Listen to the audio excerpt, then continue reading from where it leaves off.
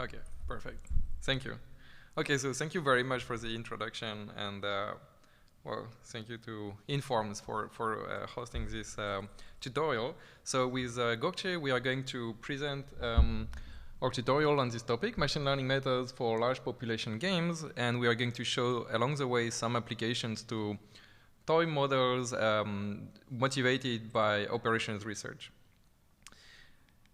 So I'm going to start with the introduction and then define some notations about the problems, and Gokce will show some examples of min-field games. And after that, we are going to discuss machine learning methods for discrete time problems and then for continuous time problems. So we are going to switch a few times. All right, so in this tutorial, we are interested in the following question: how to use machine learning for large population games. And so we are going to start with some motivations, then some definitions, discrete, continuous problems, some examples, and machine learning methods for discrete and continuous time problems. And if you are interested, you can look at the website. So we created a small website where you can find the notes, which are also published as Informs tutorials. We also uploaded the slides and some codes and examples. And we are going to update that even after today. All right, so here are a few motivating examples at a high level. We will be a bit more precise later on. But the idea is that we want to understand the behavior of large populations of strategic agents. So some motivations come from economics. For example, economic markets, where the agents are the households or the individuals. The actions can be how much you decide to consume or to save, and the interactions are through the prices, right? If everyone consumes, prices will go up, for instance. It could be also in financial markets where you have traders who decide their investment strategy, and here again the prices can go up or down. Another example is opinion dynamics, which could be relevant in the context of voting, for example. And here the agents are individuals. They can be influenced by the opinion of their peers or the media, etc. There are also examples in other sciences. For instance, carbon emissions, in order to understand climate change. In that case, the agents could be households or individuals. Their actions could be how much energy they decide to consume, and the interaction could be through the pollution that we create. At an individual level, maybe it's negligible, but collectively it has some impact. It could be also epidemics. We are quite familiar with this kind of topic. In the past few years, we have seen a pandemic. And so here, the actions could be how much we decide to socialize, and the consequences are the level of infections. Another example is crowd motion, and here in big cities, for example, in the public transportation system, we can face situations where there is a large crowd, the agents are pedestrians, and the choice we make is a choice of our velocity vector, let's say, which says where we go and at which speed, and this may create some congestion. So there are some common features to this type of problems. The agents are typically strategic. They don't have a fixed behavior, so they are going to make decisions and they are going to try to anticipate the behavior of other agents in order to make their best decision. There are many agents together, not just two, for example, and the environments can be very complex. By environment, I mean the environment in which the agent evolves, which can be a physical environment or something more abstract like a market. So there are three main challenges. And to tackle these challenges, we are going to use a combination of game theory to model the rationality of the agent, min-field approximation in order to scale up and approximate very large populations in a kind of tractable way, and then machine learning in order to solve complex problems in which the agents have very complicated interdependencies or a very large state space. In this tutorial, we are going to focus on somehow the simplest setting, where the population is homogeneous, the interactions are symmetric, the players are purely non-cooperative, so selfish in some sense, and they have perfect information, but there are many extensions. For example, multiple populations, leader-follower, or major-minor structure with some influential players, non-uniform interactions, some kind of networked interactions between the agents, cooperative scenarios, or maybe scenarios where you have a mix of cooperation and competition, partial information, and so on. So these kind of problems have also been studied in the framework of mean-field games that we are going to discuss next. And so if you're interested in specific applications, maybe that would be more relevant than the purely homogeneous, symmetric, non-cooperative setting. All right, so we are going to start with some notations and definitions. And we are going to start with finite population games. So when we have a finite number of players, before we move on to the approximation where we have an infinite number of players. So in fact, there are 4 different settings that we could consider, depending on whether time and space are discrete or continuous. So it could be discrete time and discrete space in the top left corner. And that's what we are going to use in some situations. It could be discrete time and continuous space. So in that case, the agents evolve in continuous time, but from time to time, they evolve in discrete time, but the space could be continuous. In the bottom left corner, in that case, continuous time and discrete space, the agents are in continuous time, but from time to time, they jump to a different state, right? So this would be a continuous time Markov chain. And in the bottom right corner, it's both continuous time and continuous space. And that's what we are going to study also at some point in this tutorial. So we are going to focus on some of these settings. We cannot cover everything here, but these different settings could be relevant depending on the application you have in mind. So let's focus on the discrete time, discrete space setting for now, when you have a finite number of agents. So this follows somehow the notation of Markov decision processes, but Markov decision processes, or MDP, are for a single agent, whereas here we have n players. And so you have potentially n different state spaces, n different action spaces. You have nt time steps, initial distribution for each player's state, the initial state of each player. Then you have transition probability kernels for each of the agent and reward functions for each of the agent. So here notice that the transition probability kernel and the reward are functions of the time step, because we consider a finite horizon setting, but you could consider infinite horizon discounted. Here it's finite horizon. It depends on the state of everyone, potentially, and the action of player I. It could also depend on the action of everyone. And well, that would be a more general setting, but for now we are going to restrict our attention to this case. And similarly for the reward function.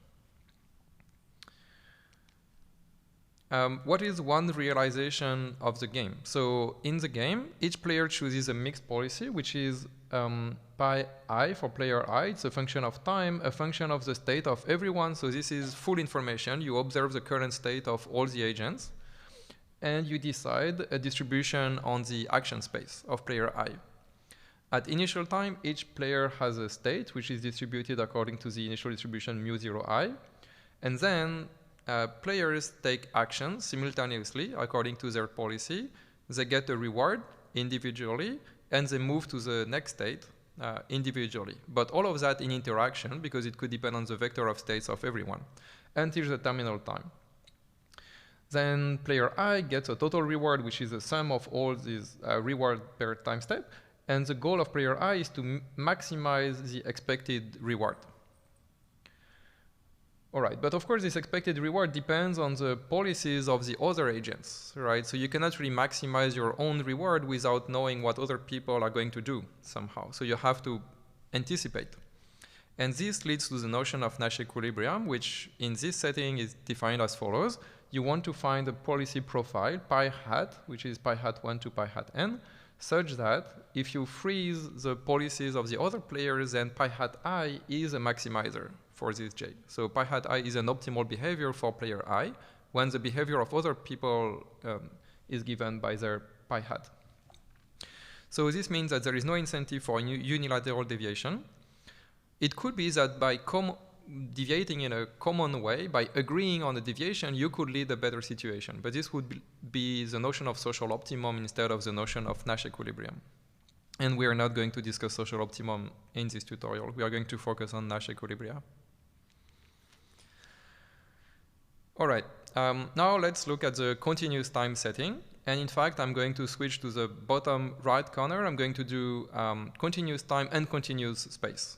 Although you could consider a different mix if you want. So here in the continuous time, continuous space settings, the dynamics are going to be given by stochastic differential equations, SDEs.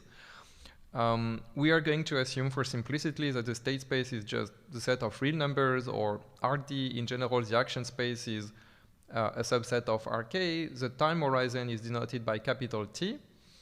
And you have initial distributions. You have a drift function for the SDE, a volatility, and a running cost as well as a terminal cost. So this is consistent with the usual notations of stochastic optimal control, if you are familiar with that setting, but extended to the case of n agents.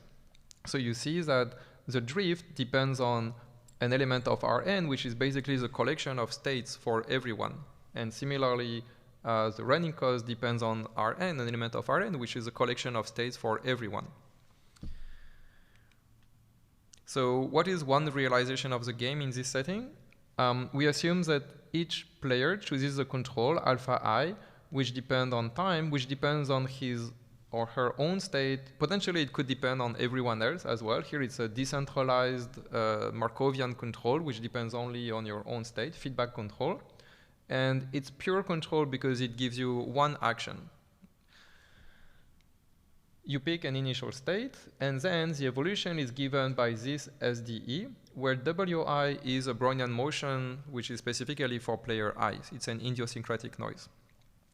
You get a running cost multiplied by dt, a terminal cost, and well, the total cost for player I is given by this integral plus this terminal cost. So here I use the term of cost, and the goal would be to minimize, just to be consistent with most of the literature on stochastic optimal control, but you could maximize the reward. All right, and the goal for player I is to minimize this total expected cost, but here again, the cost of player I depends not only on his own control, but also on the control of everyone else, alpha minus I here. And so you can define a notion of Nash equilibrium, which is this control profile, alpha hat 1 to alpha hat n, so that there is no incentive for unilateral deviation.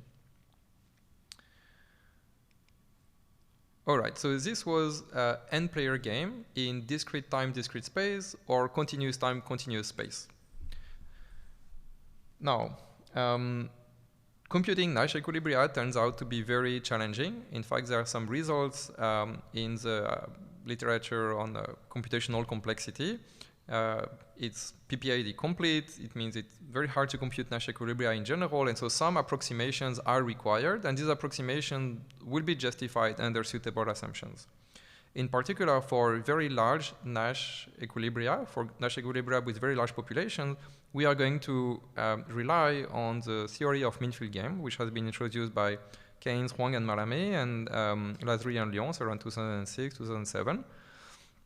And the idea is the following. If you have an n-player game, and n goes to infinity, you can hope that the sequence of Nash equilibria, if it exists, converges to something in the limit. And the object you get in the limit is a so-called mean field game. And conversely, if you solve a mean field game, and you take your control or your policy, then you plug it in the finite player game, it will provide an approximate Nash equilibrium. All of that, what I'm saying is, under suitable assumptions, you can prove this rigorously.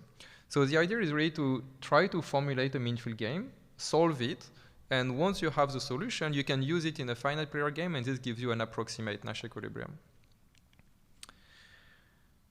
So in order to pass from the n-player game to the mean field game and vice versa, there are two key assumptions, and we need to somehow make the structure more specific in what I've presented before.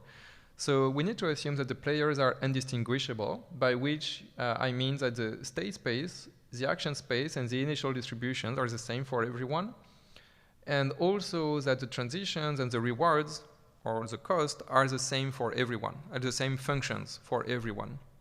They cannot really depend on the index of the player or the identity of the player.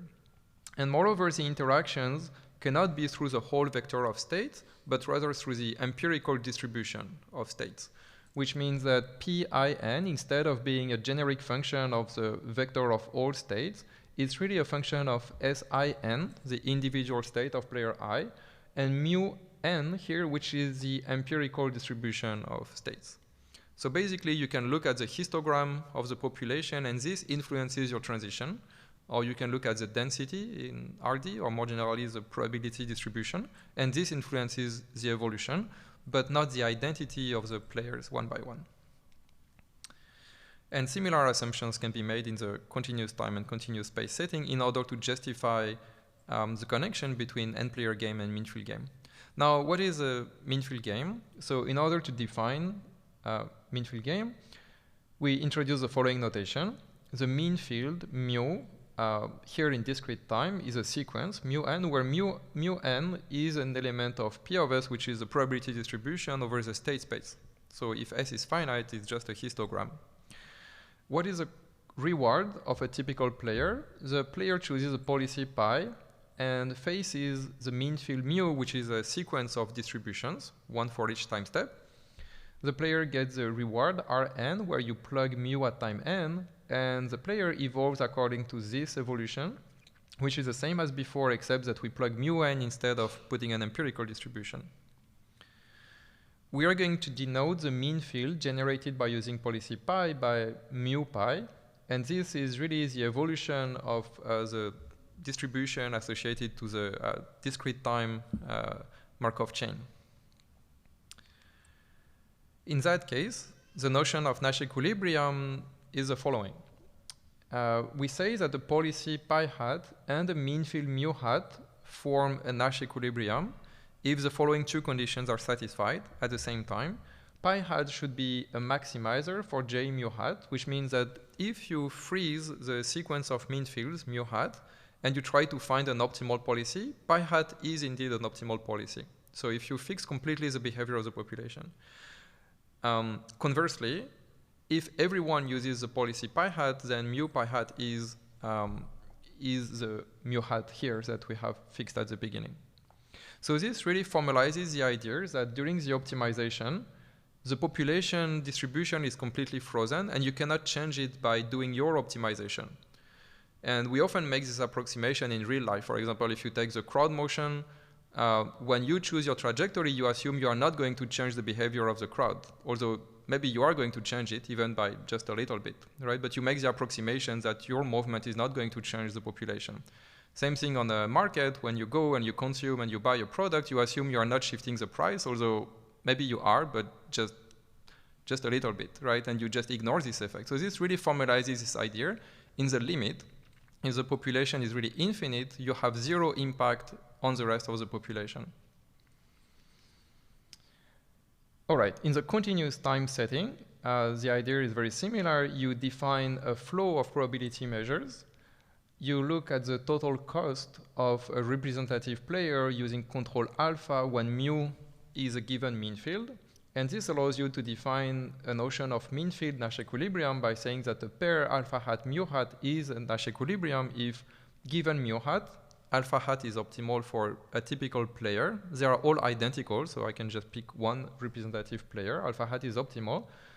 And mu hat corresponds to what happens if everyone uses alpha hat. All right, so the goal of this tutorial is not to discuss the theory of mean field games, which has been studied a lot, just to mention a few relevant points for what we are going to say next. There are some existence and uniqueness results because you want to make sure that the Nash equilibrium exists before you try to compute it. So this can be done through fixed point method, typically Banach or Schroeder fixed point or Kakutani fixed point, in order to show existence. And if you want to get uniqueness, either by strict contraction or by monotonicity, which has been introduced, a type of monotonicity that has been introduced by Lazary and Lyons, which typically means that players don't want to do exactly the same thing. Typically, players want to spread. They don't want to be exactly at the same location or do exactly the same thing at the same time. And this helps to ensure uniqueness of the Nash equilibrium. There are many classical numerical methods that have been proposed. What I mean by classical is without machine learning. And these methods are great. They are very robust. You can get convergence guarantees. They work very well, particularly in low dimension.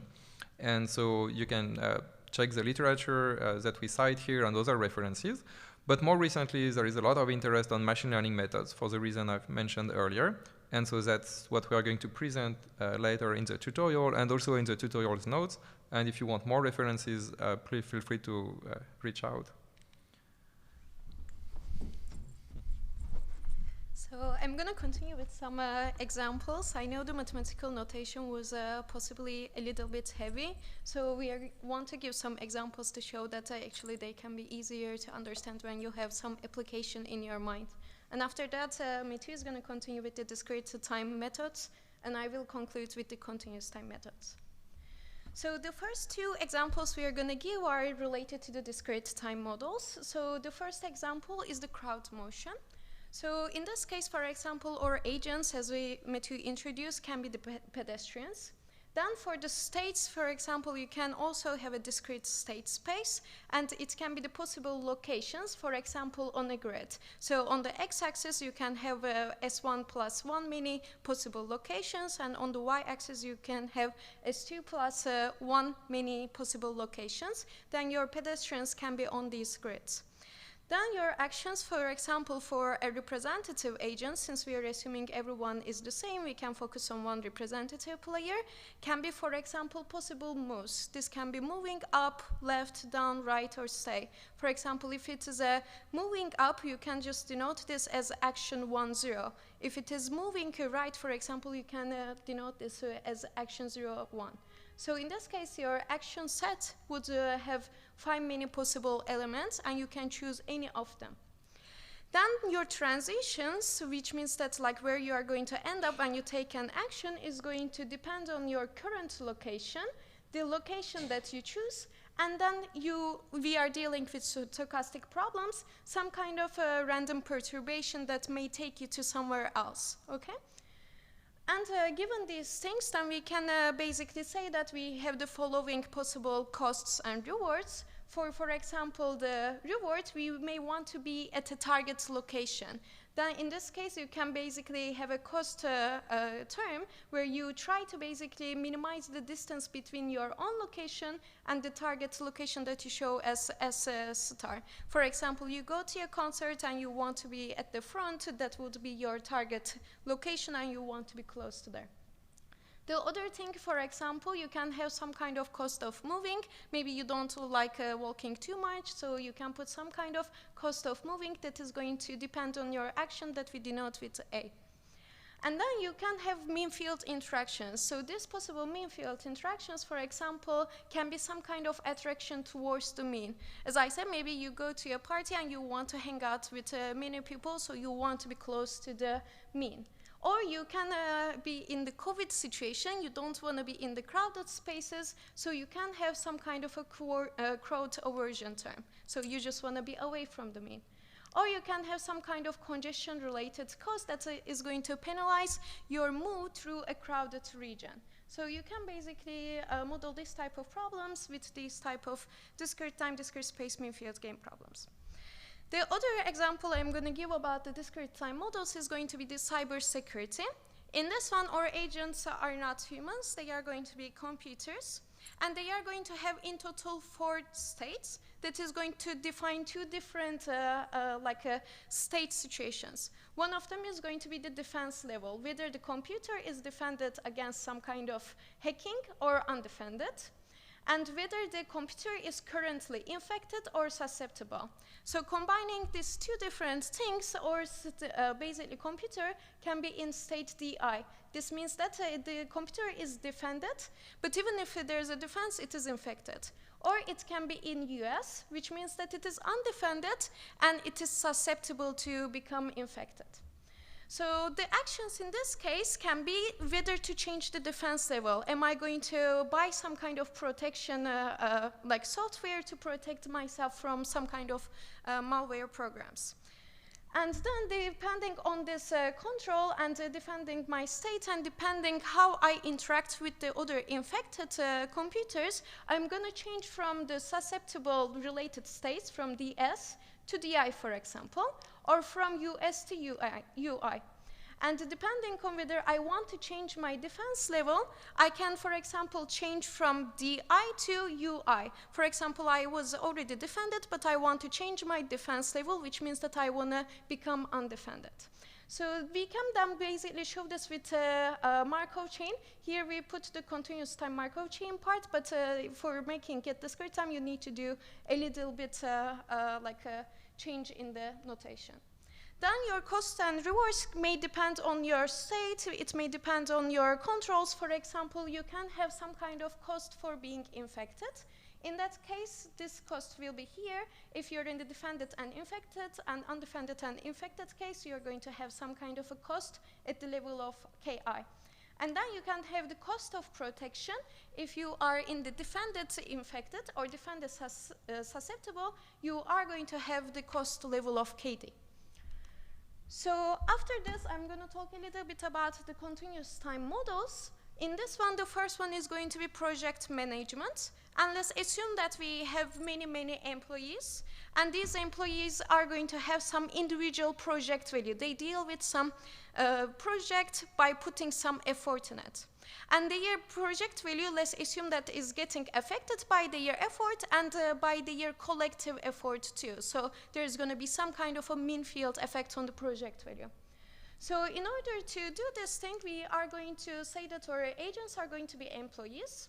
They are going to have this state project value. For a representative player, I'm going to denote it with xt. And this, for this project, each individual is going to put some kind of an effort. For our representative player, we will denote this with alpha t following the notations presentation. And in this case, let's assume that for the cost, we have the cost of putting too much effort. And for the reward, we get some kind of payment or utility from the project value. So in this case, how can we show a continuous time mean field game problem? First, we need to have some state dynamics. Our project value should depend on something, and as Matthew introduced, this is going to be denoted with a stochastic differential equation, or SDE. So this means that the project value is increasing with the effort I put, and also the average project value in my team mates, basically. Okay? And then we have some kind of randomness, and I'm starting from an initial distribution mu0. Then for the cost, we want to minimize how much effort we are putting. This part is going to be the running cost part because it is inside the time integral. And as you see, for each time part, we are going to have some cost of effort in the running cost.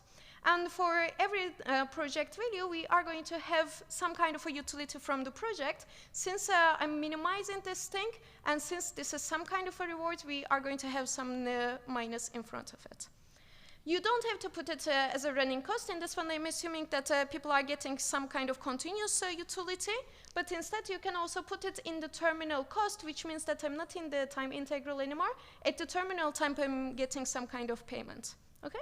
So this is a basic example of a continuous time mean field game model.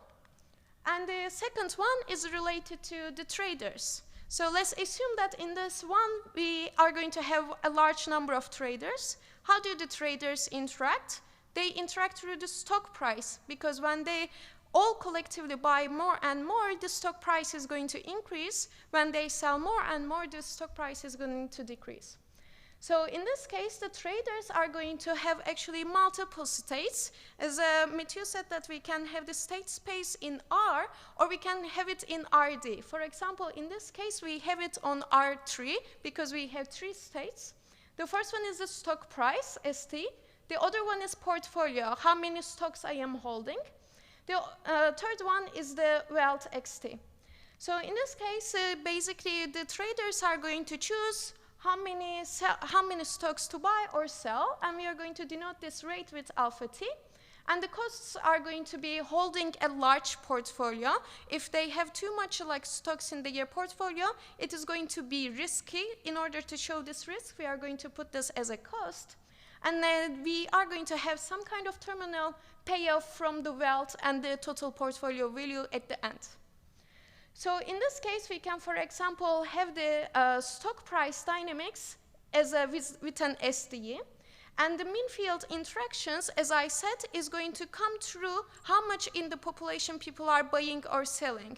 So as you see, the stock price is going to get affected by the mean buy and sell rate in the population. So our representative agent is going to be interacting with the population through this alpha T bar. So this is actually, in the literature, is called extended mean field games, because we assume generally in the regular mean field game the interactions are coming through the population distribution of states, but for example it comes from the population distribution of controls. So then at this place, for example, in order to show this cost functions, we are going to have some kind of cost of large portfolio. As you see, if the QT is large, we are going to put some cost. And this is going to be the terminal payoff from the wealth and portfolio value. XT is our cash wealth, and QT times ST, this is the number of stocks we have. This is the price of the stock at the terminal time, is how much our stock portfolio worth today.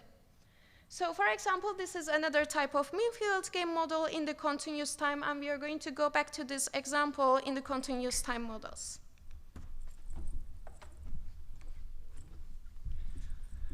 All right, so now we are going to discuss methods based on machine learning for discrete time setting. So the first two types of problems that Gökçe has presented.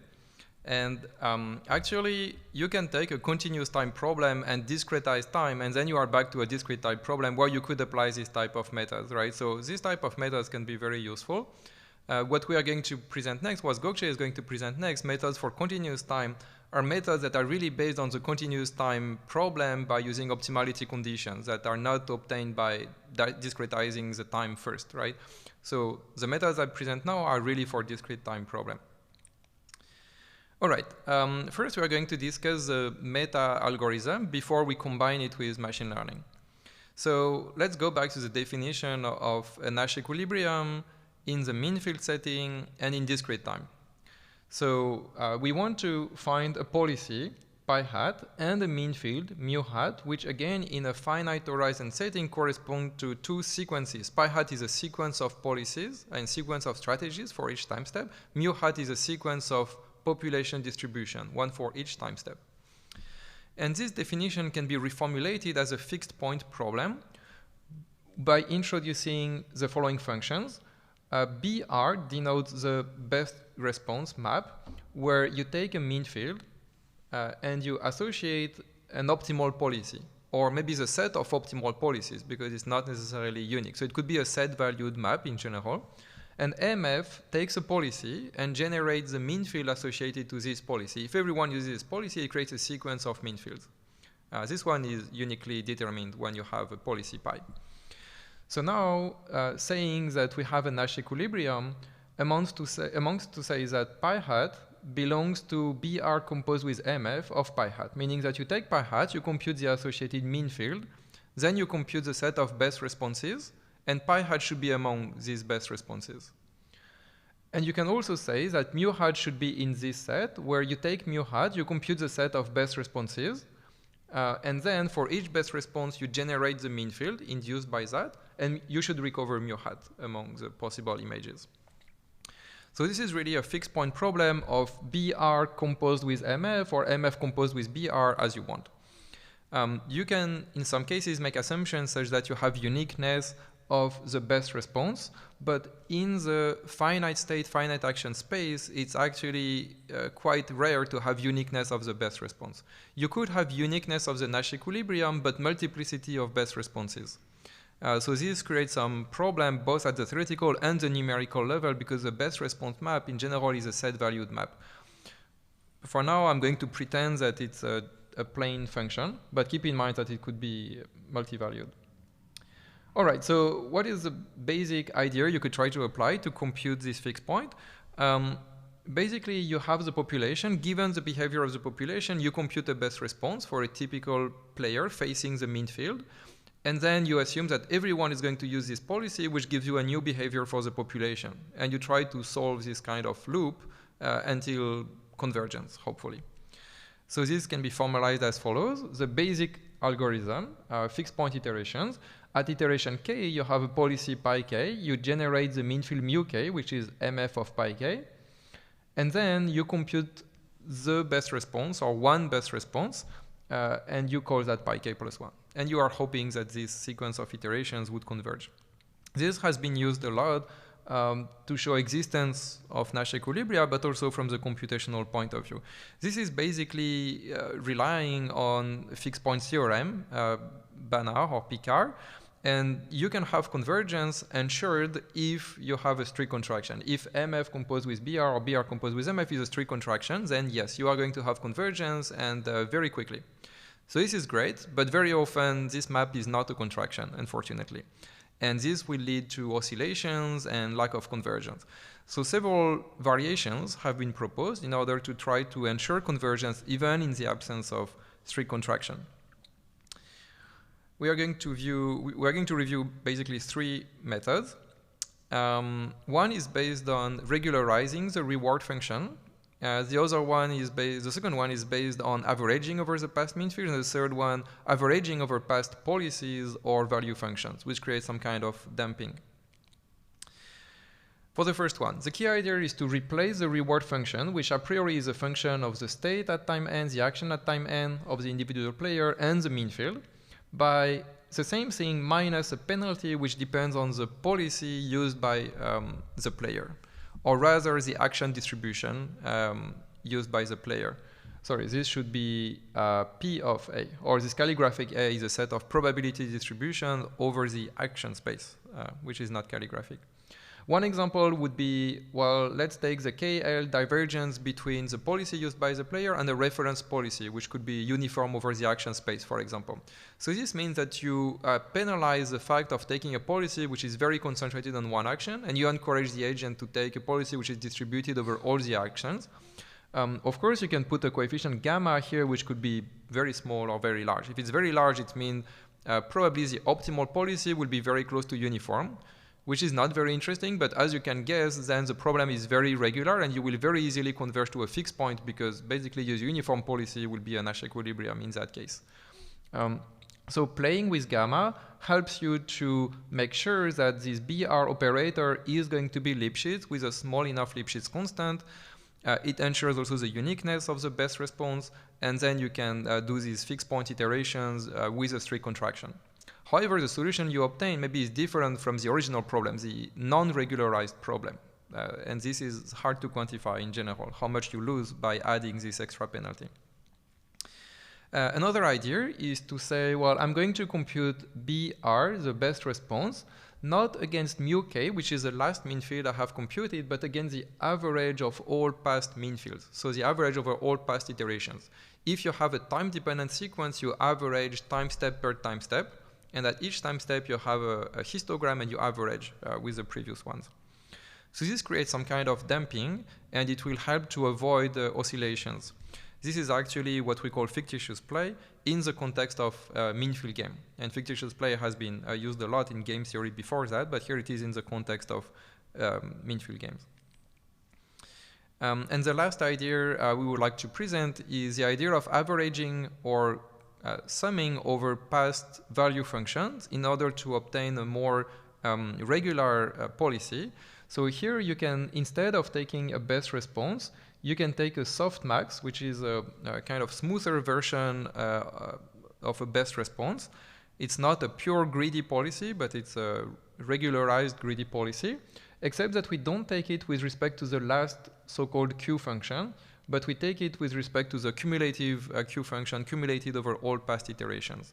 And this also has the effect of avoiding oscillations and ensuring convergence under some assumptions. So typically for fictitious play and online mirror descent, which is this algorithm, you can show convergence under some monotonicity assumption, which is more like a structural assumption, whereas for fixed point iterations, typically you need to assume strict contraction, which is more a quantitative assumption on some constants should be small enough in order to have a strict contraction. So different types of assumptions, different families of assumptions, which could be useful depending on the problem you have at hand, or could be more or less realistic.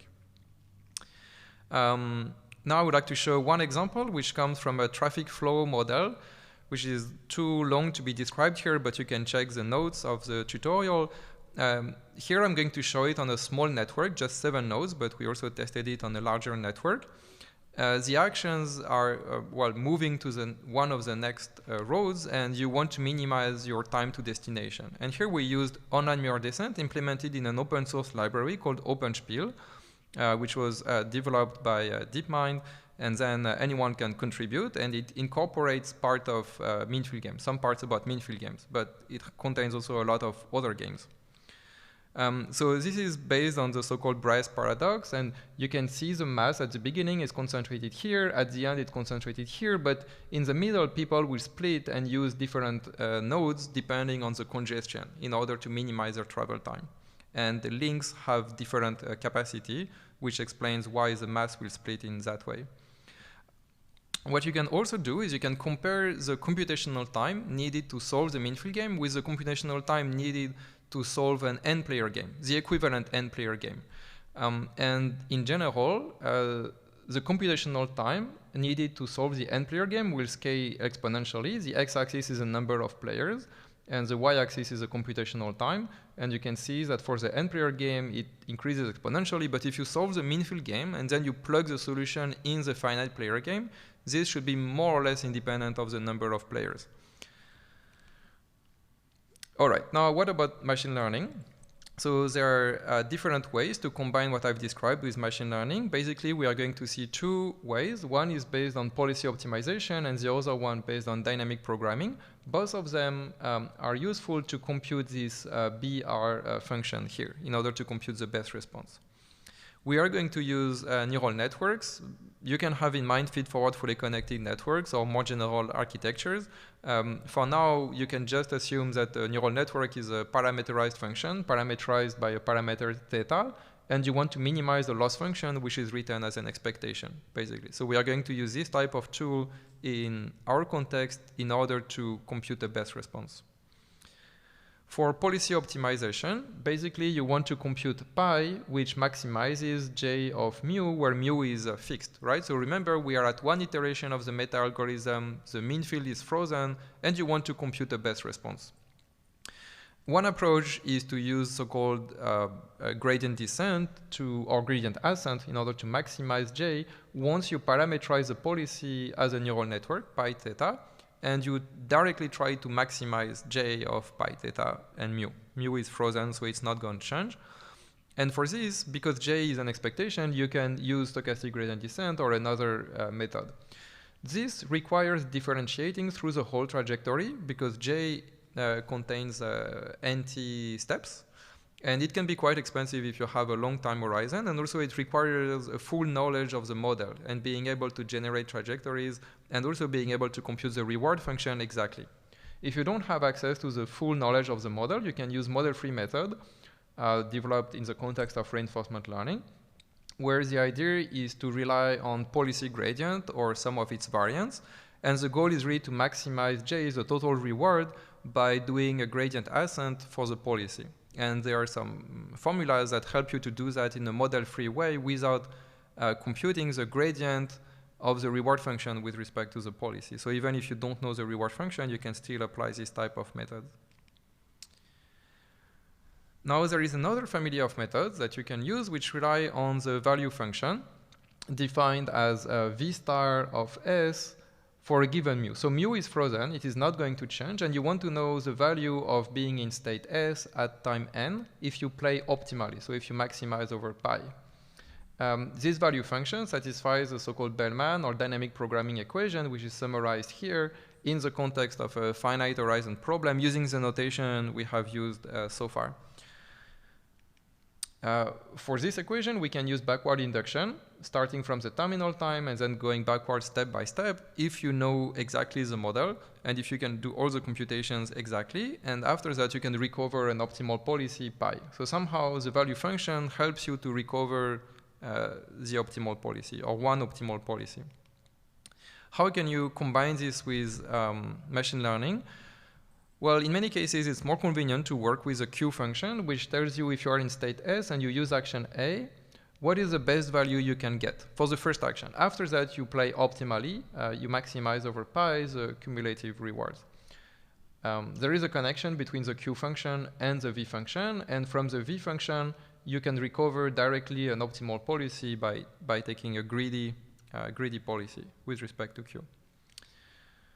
So if you know perfectly the model, then you can use backward induction, backward in time, and you can train a neural network in order to compute V at time n, V parameterized as a neural network.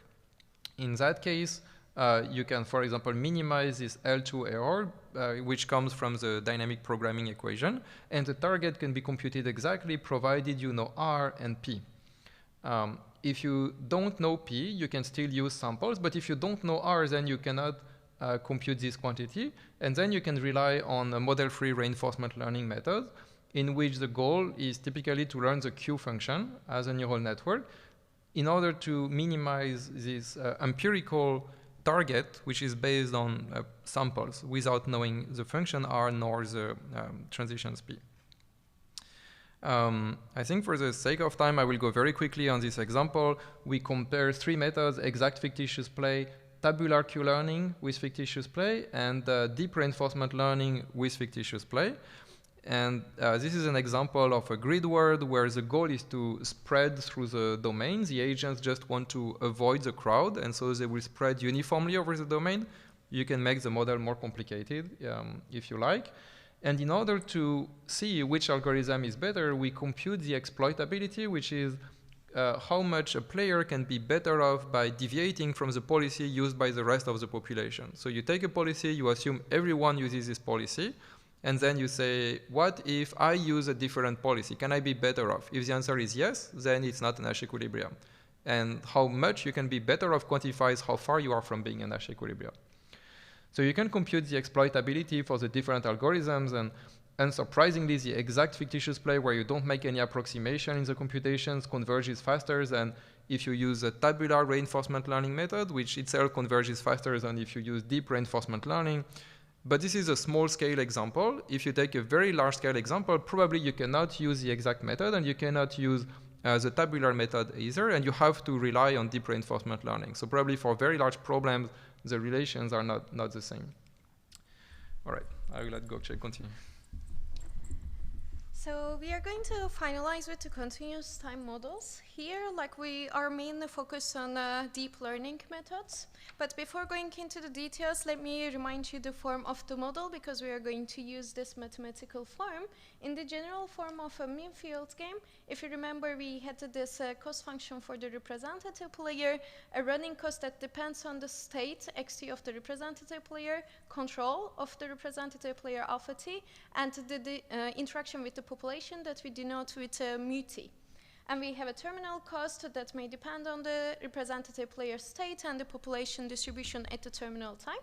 And our state dynamics are depending on a drift function that we denote with B that can depend on the state, control, and the population distribution, and some noise here that we have some volatility. I assumed for now constant, but it can depend on the state, control, the population. The equations might change depending on what it relies on. And we have a Brownian motion here, and our initial state is going to follow a distribution, an initial distribution that we denote with mu0. So in the continuous time models, where I'm not going to go into the details how we end up with these, but we can characterize the equilibrium under some technical assumptions with some kind of a forward-backward differential equation. These can be either stochastic differential equations, so I'm going to call them FBSDE, and this can be also partial differential equations that I'm going to call them FBPDE. But both cases are going to be forward-backward, which means that we are going to have two equations. One of them is going to be moving forward in time, the other one is going to be moving backward in time, and they are going to be coupled. As I say here, derivation of these equations are outside of the scope of this tutorial, and we didn't put too much about this in the tutorial too, but we gave some references, so if you're interested in, please check those references. So I'm going to start with basically how we can solve the FBSCs, because once you write these equations, finding your Nash equilibrium corresponds to solving these equations. So we divided this chapter to basically deep learning methods for FBSCs, stochastic ones, and the deep learning methods for the FBPDs, which are the partial ones. So for the FBSCs, I wrote here a form of an FBSD that we end up from a mean field game. I'll explain a little bit what these equations are, but again, the derivation is outside of the scope. But for a mean field game, for example, we can use something called stochastic Pontryagin principle, and we can end up with an FBSD in the following form. The first one is, as you can see, this is a forward equation, which means that it starts from an initial position and it moves through the time until the terminal time t. So this is actually giving the state dynamics at the equilibrium. As you see, I'm here using the alpha t, which is the equilibrium control. Then for the backwards one, this is backwards because as you see, it has a terminal condition. It starts from a terminal y capital T, and it is going to move backwards in time up until the initial time equals to 0. And this is in this formulation is going to basically give some dynamics of the derivative of the value function. This value function I'm going to give its form, but it is going to be the continuous time version of the value function Matthew actually mentioned in the dynamic programming. So here, the minimizer of the Hamiltonian is going to give the equilibrium control alpha t hat. The Hamiltonian function is going to be a function of the state of the representative player control, the population distribution, and the adjoint process, which is going to represent the derivative of the value function. And as you can see, it is going to depend on the model through the drift, through the running cost. So here, the challenges are that these equations are coupled. It means that, as you see, both of them are depending on each other through xt, yt, and also they are coupled through mu t and alpha hat t2. So you can't just say that, okay, I'm just going to solve first the forward equation, then I'm going to solve the backward equation. You can't decouple and solve them. So in order to overcome this thing, we need to do some tricks that I'm going to talk. The second challenge is that these are Mackin-Veloso type equations, which means that the distribution of the process is in the dynamics. If you remember this population distribution, in this one I'm using the regular mean field game, this mu t is going to be the distribution of the state, because everyone is identical. That's why, as you see, the distribution of the process xt is actually in the dynamics of xt, which makes the equations a little bit harder to solve. So here, I'm a little bit explaining what is the forward and backward that I already did, but I want to mention a little bit about the value function. In the continuous time setting, a value function, as Matthew introduces, basically going to give you the minimum cost a representative player can incur starting from time t from position x, from state x. So at the terminal time, then this thing is going to be equal to the terminal cost.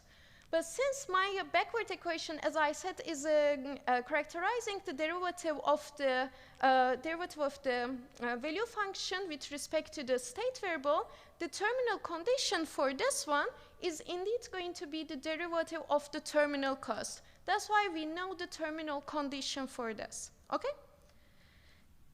So then, for example, we can give an FBSDE characterization for one of the examples we discussed. This is the project value management, where we had the employees as the agents. It is the exact same model. And here, for example, I am writing a forward-backward stochastic differential equation.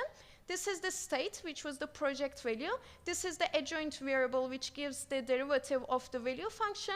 Since my terminal cost is minus uxt, I'm assuming that it is, we can take the derivative of utility function exists. So this is going to be the derivative of uxt. And here I'm basically using the form that we gave. I plug in the model, and I end up with an FBSD in this form. Okay? But as I said, writing this FBSD and checking whether it indeed characterizes the equilibrium is outside of the scope of the basically this tutorial. So our aim is to solve this forward-backward stochastic differential equation. This part, continuous time related part, is totally depend on deep learning. So in both the stochastic differential equation part and the partial differential equation part, we are going to use neural networks as function approximators. So Matthew introduced already a little bit of this, but I want to explain again. So the neural networks basically can take some inputs and it is going to give some output that is going to be parameterized by the parameters of the neural network. Then we can say that, okay, I want to approximate a function by the output of this neural network. So let's say that it is f theta x and I want to approximate fx with it. And assume that x is an input. So this, I'm not talking about the state variable here.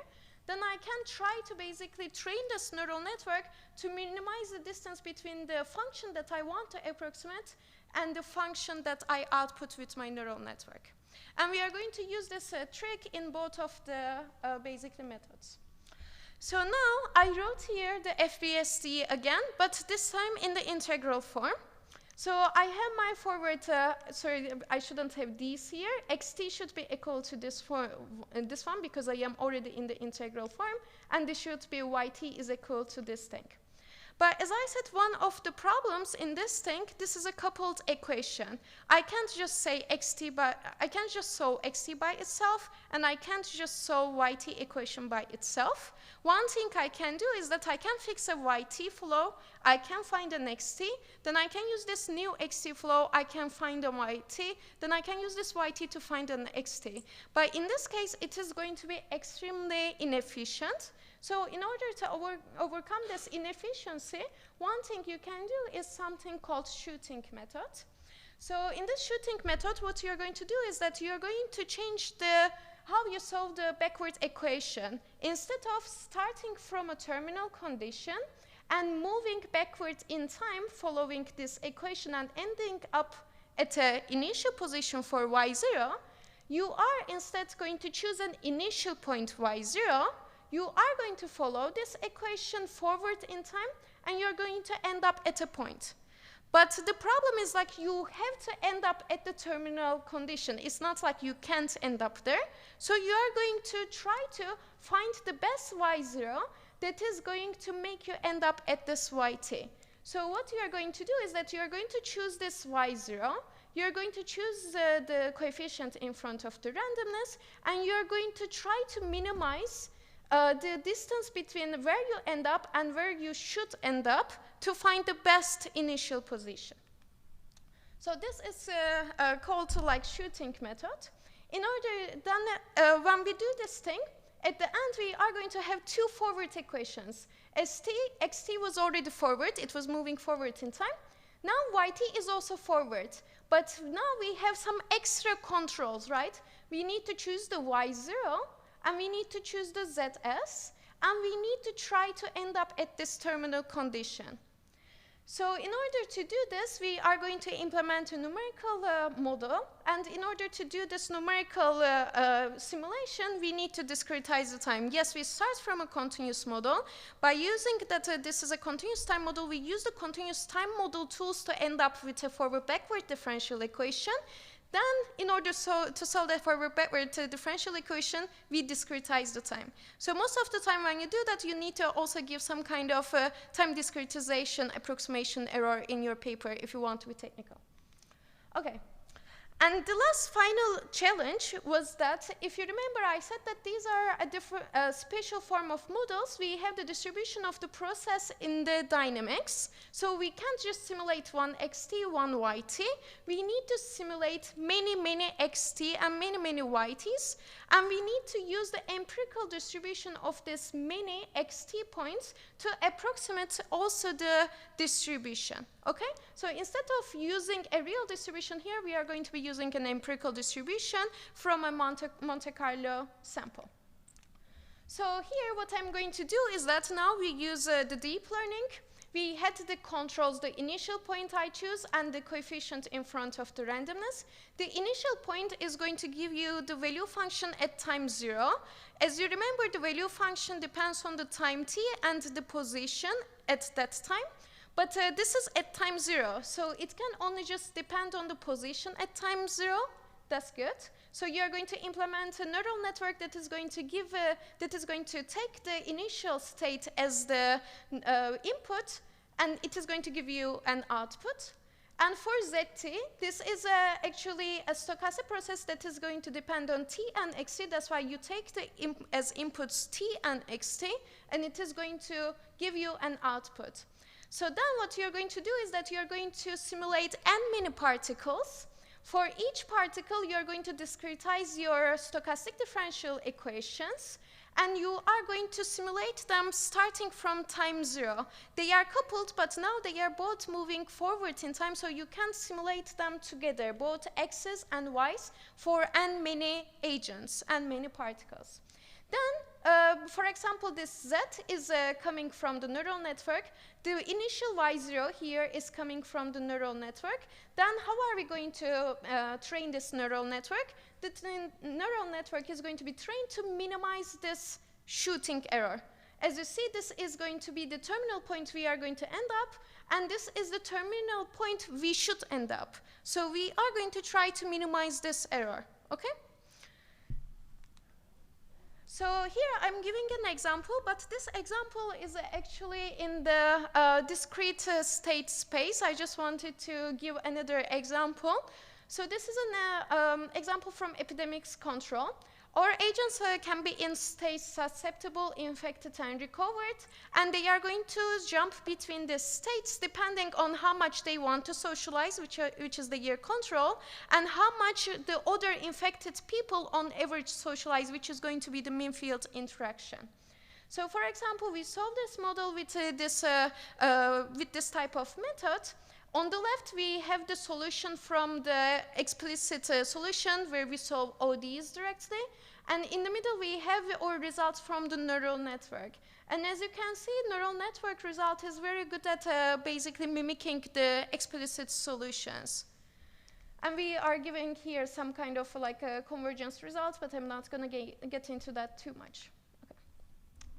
So then the other method is methods for basically solving the forward-backward partial differential equations. As I said, like you can basically characterize your equilibrium with two different types of differential equations. We are done with the stochastic one. Now it's time for the partial one. So this one is a little bit heavy. I'm not like expecting people to know like a lot about PDs, and the scope of like how we write these equations is totally out of this tutorial. I just want to show you their forms and how we can solve them using deep learning. So again, we are going to be using the function Hamiltonian and minimize it to find the equilibrium control. Then the Nash equilibrium can be characterized with basically forward PDE, which is going to give the distribution of the density that we denote with M, which is going to depend on time and the state X. And a backward equation, this U now is going to give you the value function.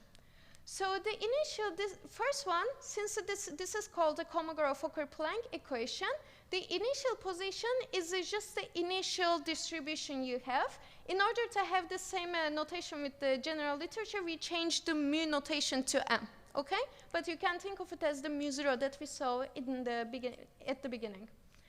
Since this is basically a Hamilton-Jacobi-Bellman equation, the backwards one, this U is characterizing the value function. The value function depends on t and x. We can see it there. And since it depends on the value function, as I said at the terminal time, the value function is going to depend on the terminal cost of the agent, which is the g. So we can see here that this thing is depending on the g. Okay? Then, here we can go back to the trader's problem. As I mentioned, like at the beginning in the examples, we had a trader's problem where they tried to minimize the stock portfolio they try to keep, and they want to maximize their terminal wealth where they have cash and also some payoff from the stocks. Then this model is analyzed in the paper of Cardilliga and Lehau, and they are giving a PDE solution to this. In this PDE, this first one, basically they are using the PDEs that I showed. They just plug in the model. This part is going to be the HJB, which is the backward partial differential equation that characterizes the value function. And this part is going to be the forward one, which is called Kolmogorov-Fokker-Planck equation that is going to give the density, basically, evolution. So here people are interacting through the average control. Since the control is in this form, we are taking the expectation of it. So for example, this is one way to characterize the equilibrium under technical assumptions, of course. So now our question is, how can we solve this? In order to solve this, we are going to use something called deep Galerkin method. This was introduced in the paper of the Sriniano and Spilopoulos. So what we are going to do is that, again, we are going to use neural networks, this time to approximate the functions for mtx and utx. So we are going to have two neural networks that are going to take time and the x as an input. And in order to basically find the best parameters, to optimize the parameters, we are going to minimize some kind of cost or loss. So this loss is going to have some component from the forward one and some component from the backward equation. So these are going to be as follows. The forward part is going to have some part related to the PDE residual. If you remember, okay, in this one, maybe you trust me. This is actually giving the PD, this is the PD equation we had. Basically, it tells us that at each t and x, it solves the PDE, okay, for any given t and x. And this part is the boundary penalty. It says that at the initial point, I want to be at the initial position that I have my initial condition in. So this is going to be my forward loss. And similarly, I'm going to have a backward loss where I say that for each t and x, the PD is solved. And for the boundary, my terminal condition is solved. So at this point, the problem is that we have many t and x. But the problem is that you can't simulate infinitely many t and x. And one thing that you can realize is that if you find the best m and u couple, then what do you expect? You expect this equation, this loss, to converge to 0, because they are going to be solving the PDE and satisfying the boundaries, okay? So we want to find the NN parameters that is going to make this loss goes to 0. So in the implementation, since I said we can't have infinitely many points, what we are going to have is that we are just going to do mini-batch gradient descent, and we are going to sample some points from the time and space, okay? And when we do this thing, we are going to have a sample of S that is going to have some points in time and the space. And for the initial and terminal condition, this is at time 0, this is at time t. We don't need to sample from the time. We are going to just sample from the space. And for each of these samples, we are going to calculate our costs, and we are going to try to minimize it. And in this way, we are going to find the neural networks. So here I put some results from the trader's wand, and basically it says that this is the result, the red one is from the result from the explicit solution, and this is from the numerical solution with the deep learning. And what we can see that deep learning result is actually capturing the explicit solution directly. And we also have some comparisons between the ODE solution and the neural network solution. One of them is the dash, the other one is the solid one. As you see that they are able to find the explicit solution. So here I'm going to conclude quickly, and I'm going to take some time for the questions. And I think Matthew is also happy to get questions. So what we did is that we discussed some machine learning methods, mainly depends on actually deep learning, to find the Nash equilibria in the large population games. And we wanted to put mostly the operations research applications, because we are in informs and everyone is interested in operation research related problems. We generally focused on homogeneous non-cooperative players, but as Matthew introduced at the beginning, there are many extensions already worked on, and already these basically methods are being extended to. For example, you can have cooperative agents, you can have network interactions or heterogeneous agents. Some research directions is that convergence proofs for these methods, and real-world applications, of course, for the OR community. Thank you so much for coming, listening, and if you want, again, we have in the website that we are going to continue to update. We have the slides, the draft, the codes, if you're interested in, and we are planning to put the extensions of the codes later on in the future too. So, yep, thank you.